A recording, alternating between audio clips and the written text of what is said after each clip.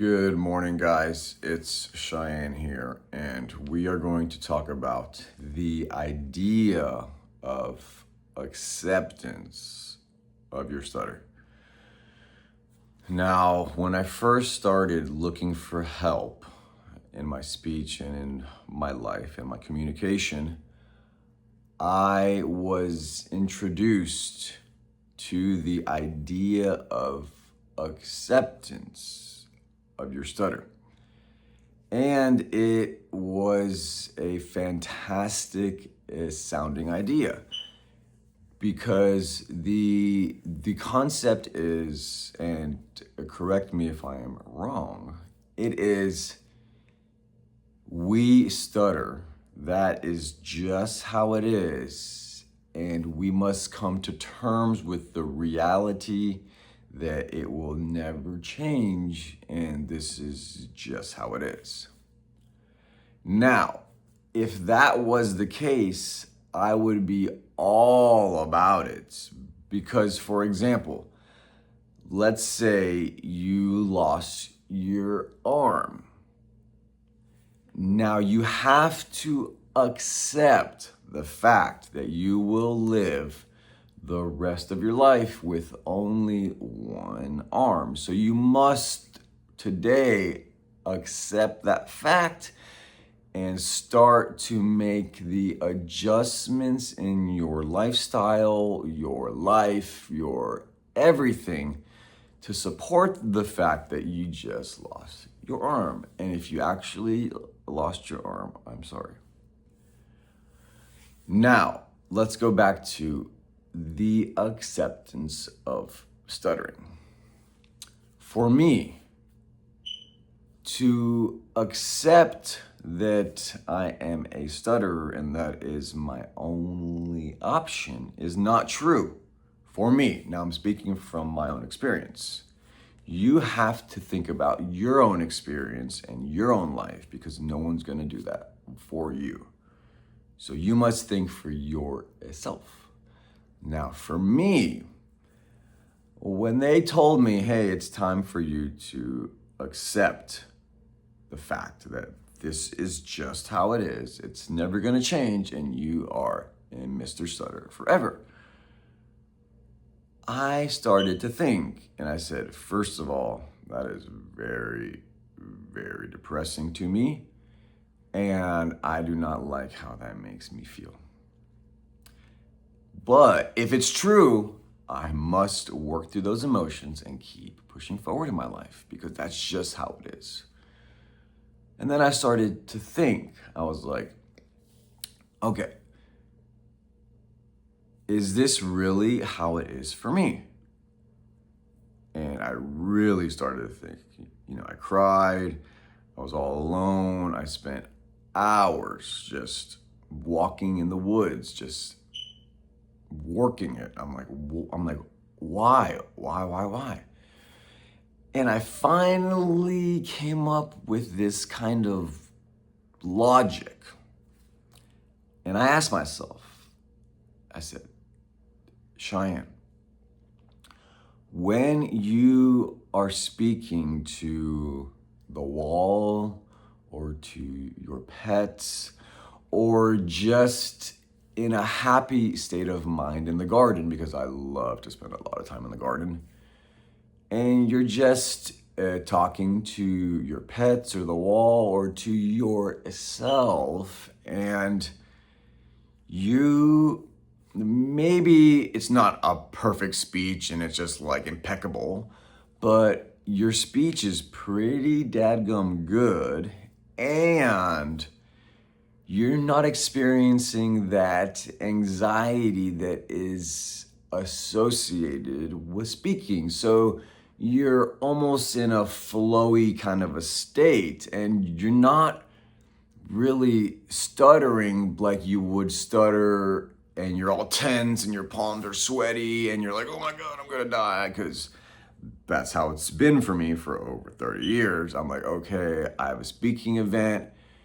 Anxiety just starts to explode for 2-3 weeks at a time. It's stuck in my head and then it happens, and then I stutter, and then I beat myself up right over the head for 2 weeks, a month, even years after, even to the point where I still have a lot of those really embarrassing events right on the top of my mind. Like I can explain them to you right now.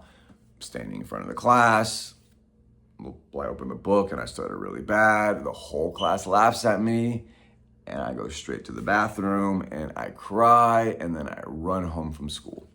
So when I'm speaking alone or speaking to the pet or speaking to just like the plants, because I like to talk to my plants sometimes, I'm not having any of those emotions. So what this tells me, Cheyenne, is technically speaking, there's nothing wrong with your voice box, because if you can speak to your dog and you're not scared or stuttering a ton and things are pretty flowy, then technically speaking, man, there's nothing wrong with your voice, because your stutter, Cheyenne, is dependent on the situation. Okay. And then I started to tell myself, I'm like, okay, I don't have all the answers today. I'm not going to improve today or tomorrow or even this month, or probably not this year. But is the idea of accepting that I'm just stuck forever, is that a good idea for me to accept as a truth? Well, if it is true, then yes, you need to accept it and move on. But let's look at the reality of the situation without bringing our entire past into it. Okay? So, you don't have a problem with your voice. There's a problem with you controlling your emotions. Okay? So then, how can we work on extending that little period where you're speaking to your dog and it's not really like super nerve-wracking? How can we slowly, not overnight, but over time, slowly extend that so maybe it lasts half an hour instead of 1 or 2 minutes? Or if it only lasts for 1 or 2 minutes, maybe we can make it last for 5 minutes or for 10 minutes.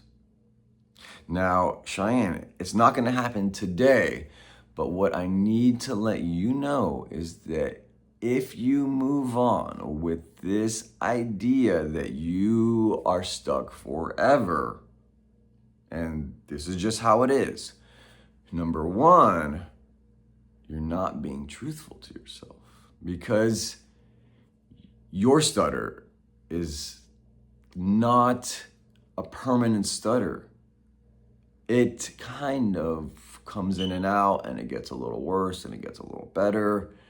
And you have the evidence that when you're talking to the dog, there's not much of an emotional reaction, and you're not really like a stuttering guy.